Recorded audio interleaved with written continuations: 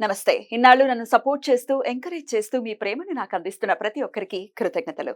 అలాగే ఈ వీడియో కూడా ఖచ్చితంగా మీకు ఉపయోగపడుతుంది. లైక్, షేర్ అండ్ సబ్స్క్రైబ్ చేసి మీ సపోర్ట్‌ని నాకు అందించండి. అలాగే ఈ వీడియో పట్ల మీకున్న అభిప్రాయాన్ని కామెంట్ సెక్షన్‌లో కామెంట్ చేసి తెలియజేయండి.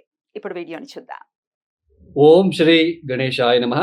ఓం శ్రీ విష్ణురూపాయ నమః శివాయ. నమస్కారం అండి.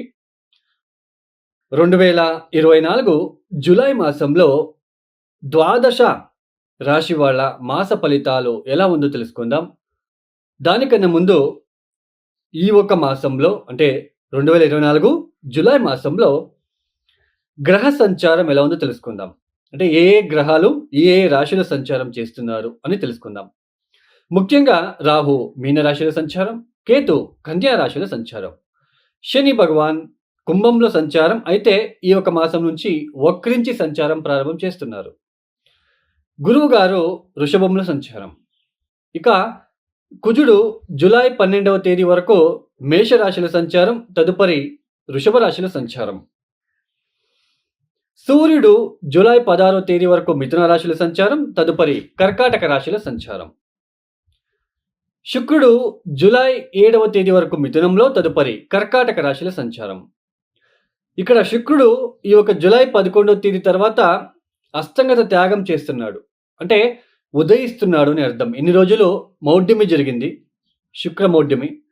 సో ఇక మీద ఉదయిస్తున్నాడని చెప్పుకోవచ్చు. సో శుక్రుడు అస్తంగతం అంటే శుక్రమౌఢ్యమి జరిగేటప్పుడు, గురుమౌఢ్యమి జరిగేటప్పుడు శుభకార్యాలని చేసుకోరాదు. అందులోన పెళ్లి కావచ్చు, గృహ ప్రవేశం కావచ్చు, ఇలా శుభకార్యాలకి నిషిద్ధమనే చెప్పుకోవచ్చు. ఎందుకంటే వీళ్ళిద్దరు ప్రముఖులు శుభకార్యాలకి, పెళ్లి విషయంలో, ఒక ఇంటికి సంబంధించిన విషయంలో వీళ్ళిద్దరూ ప్రముఖంగా పాత్ర వహిస్తారని చెప్పుకోవచ్చు. సో ఈ ఒక మాసం జూలై 11వ తేదీ తర్వాత శుక్రుడు ఉదయిస్తున్నాడు. బుధుడు జూలై 18వ తేదీ వరకు కర్కాటక రాశిలో సంచారం, తదుపరి సింహ రాశిలో సంచారం. ఈ ఒక గ్రహ సంచారరీత్యా ద్వాదశ రాశి వాళ్ళకి ఎలా ఉందో తెలుసుకుందాం. ముఖ్యంగా ప్రేక్షకులకి ఒక మాట చెప్పాలనుకుంటున్నాను. ఇక్కడ ప్రతి ఒక్క వ్యక్తికి కూడా, ప్రతి ఒక్క జీవికి కూడా తన ఒక్క కర్మ నుంచి, అంటే తన ఒక కర్మ ద్వారా వచ్చే ఫలితాలు. ఇక్కడ వాళ్ళు పుట్టినప్పుడు వాళ్ళు పుట్టిన డేట్ ఆఫ్ బర్త్, టైమింగ్స్ ప్రకారము ఇక్కడ ముఖ్యంగా వాళ్ళ జన్మ జాతకంలో ఏ గ్రహ దోషాలు ఉన్నాయి, ఏ ఇబ్బందులు పడుతున్నారు, అంటే కర్మానుసారంగా వాళ్ళు చేసిన కర్మానుసారంగా ఈ ఒక జన్మలో సో సుఖమా దుఃఖమా అని నిర్ణయించేది జాతకం. ఇలాంటి జాతక చక్రంలో గ్రహ దశాలు అనేది చాలా ఇంపార్టెంట్ అండి. గ్రహ దశాలు అనేది చాలా ప్రముఖమైన పాత్ర వహిస్తుంది. ఇప్పుడు చూడండి, ఒక దశాభుక్తిలో అంటే ఇప్పుడు చంద్రమహాదశ శని భుక్తి, చంద్రమహాదశ బుధ భుక్తి, చంద్రమహాదశ కుజ భుక్తి, ఇలా దశాభుక్తులు వచ్చినప్పుడు, ఒక దశాభుక్తులు వచ్చినప్పుడు, ఒక భుక్తి వచ్చినప్పుడు చాలా ఇబ్బంది లేకుండా ఉంటుంది. లైఫ్ అనేది చాలా బాగా వెళ్తూ ఉంటుంది. ఒక భుక్తి వచ్చినప్పుడు చాలా ఇబ్బందులు పడాల్సి ఉంటుంది. ఇలా దశాభుక్తులు ఫెయిల్ అయినప్పుడు గోచారంలో, ఇప్పుడు రాశి ఫలితాలు మనం చెప్పుకుంటున్నాం కదా. సో దశాభుక్తులు ఫెయిల్ అయినప్పుడు గోచారంలో ఉంటున్న ఒక గ్రహ సంచారాల వల్ల, ఇప్పుడు గురుబలం ఉంది, శని బలం ఉంది అన్నప్పుడు దశాభుక్తులు ఫెయిల్ అయినప్పుడు ఇవి ఆదుకుంటాయి మనల్ని. సో ఇలా దశాభుక్తులు బాలేదు, గోచారంలో గురుబలం లేదు, శని బలం లేదు అన్నప్పుడు చాలా తీవ్రమైన కష్టానికి గురి అవ్వాల్సిన ఒక ప్రమేయం ఏర్పడుతూ ఉంటుంది. సమాజంలో అపకీర్తి కావచ్చు, మ్యారేజ్ విషయంలో అంటే పెళ్లి జీవితంలో ఇబ్బందులు కావచ్చు, కుటుంబ వ్యక్తులతో తగాదాలు కావచ్చు, అన్నదమ్ముల మధ్య తగాదాలు కావచ్చు, ఇలా ఒక దశాభుక్తులకి తగ్గట్టుగా కొన్ని పరిహారాలు వస్తాయండి. మనమే స్వయంగా మనమే చేసుకోవాల్సిన ఒక చిన్న పరిహారాలు వస్తాయి. చాలా ఉన్నాయి, దశాభుక్తికి తగ్గట్టు ఉన్నాయి. మనం ఏదో ఒకసారి ఒక టెంపుల్‌కి వెళ్ళో, ఒక హోమం చేపించగానే మన కర్మ తగ్గింది అని అనుకుంటే అది తప్పు అండి. ఇప్పుడు ఒక దశాభుక్తి జరుగుతుంది. ఆ దశాభుక్తి పీరియడ్ ఒక సంవత్సరం పాటు ఉంది అనుకుందాం. ఆ దశాభుక్తి బాలేదు అంటే ఆ సంవత్సరం పాటు మీరు ఆ పూజలు, పరిహారాలు చేసుకుంటూ వెళ్ళాలి. సో చాలామంది చెప్తూ ఉంటారు, సో నేను ఆల్రెడీ ఆ పూజలు చేశాను, ఈ పూజలు చేపించాను, వాళ్ళ దగ్గరికి వెళ్ళాను, వాళ్ళ దగ్గరికి చేపించానని. బట్ మాకు తగ్గలేదు. అంటే కొన్ని మీ జాతకంలో కొన్ని గ్రహాలు ఏ స్థానాల్లో ఉన్నాయి, ఏ రాశిలో ఉన్నాయి. ఆ రాశికి తగ్గట్టు మనం పరిహారాలు చేసుకుంటే మాత్రం అది రిలీఫ్ వస్తుంది. సో, ఇది మీకు ఇక మిథున రాశి. ఈ మిథున రాశి వాళ్ళకి ఈ ఒక మాసంలో యోగిస్తున్న గ్రహాలు కాస్త బుధుడు యోగిస్తున్నాడు. తర్వాత శుక్రుడు యోగిస్తున్నాడు. మిగతా గ్రహాలు అన్నీ కూడా కాస్త ఇబ్బంది పెట్టే రకంగానే ఉంటుంది. అయితే జూలై 12వ తేదీ వరకు కుజుడు కూడా లాభస్థానంలో యోగిస్తున్నాడు. తర్వాత 12వ రాశికొచ్చేస్తారు.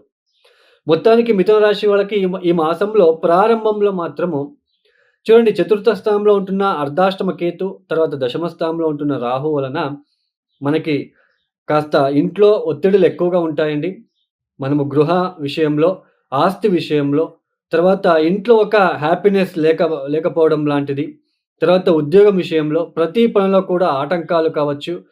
తర్వాత మనస్సు అనేది ఇలా జరుగుతుంటుంది కదా! సో, మనస్సు అనేది బాగా కించపరిచినట్టు, అంటే మనకే సెల్ఫ్ కాన్ఫిడెన్స్ తగ్గిపోవడం లాంటిది. సో, మనస్సు ఏదో తెలియని భారంగా ఉండడం లాంటిది. సో, ఇలాంటివన్నీ ఎక్కువగా ఉంటాయి. అయితే ఇక్కడ ముఖ్యంగా జూలై 12వ తేదీ వరకు లాభస్థానంలో ఉంటున్న కుజుడు వ్యయస్థానానికొచ్చేస్తాడు.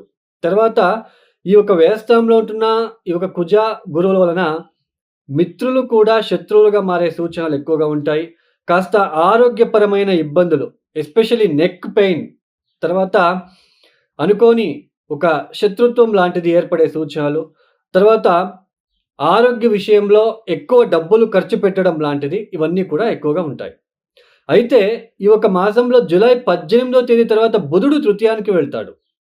సో, ఇక్కడ ఈ టైంలో జూలై 18వ తేదీ తర్వాత ఈ ఒక ఏదైతే ఇంతసేపు మాట్లాడానో, ఆ ఒక ఇబ్బందులన్నీ తట్టుకొని నిలబడే ఒక సెల్ఫ్ కాన్ఫిడెన్స్ మనకి బుధుడిస్తున్నాడు. తృతీయంలో బుధుడు యోగిస్తాడు కాబట్టి, మనకి తృతీయంలో బుధుడు ఒక కాన్ఫిడెన్స్ ఇస్తాడు. ఆరోగ్యపరమైన సమస్యలు కావచ్చు, ఏదైనా మానసికంగా పరంగా సమస్యలు కావచ్చు. సో, వాటిని నిలదొక్కుకొని మీరు సెల్ఫ్ కాన్ఫిడెన్స్ మీరు పెంచుకోవడానికి ఇక్కడ అవకాశాలు కూడా ఇస్తాడని చెప్పుకోవచ్చు. మొత్తానికి జూలై 18వ తేదీ తర్వాత కాస్త ఊరట కలిగించడానికి అవకాశాలుంటాయి. అంతవరకు కూడా ఉద్యోగంలో కావచ్చు, ఆరోగ్యపరమైన విషయంలో కావచ్చు, ఆర్థికపరమైన విషయంలో కావచ్చు, కాస్త ఇబ్బందులు ఎక్కువగా ఉంటాయి. ఎస్పెషల్లీ జూలై 12వ తేదీ తర్వాత ఈ యొక్క గ్రహస్థితి ఏదైతే ఉందో, దశమాధిపతి, చతుర్థాధిపతి మరియు 6వ ఇంటాధిపతి, తర్వాత లాభస్థాన అధిపతి అయిన గురువు మరియు కుజుడు వ్యయస్థానంలో సంచారం అనేది కొన్ని అనుకోని విషయంలో మీకు ఖర్చులు ఏర్పడే సూచనలు, హెల్త్‌కి సంబంధించిన విషయంలో ఖర్చులు రావడానికి అవకాశాలుంటాయి.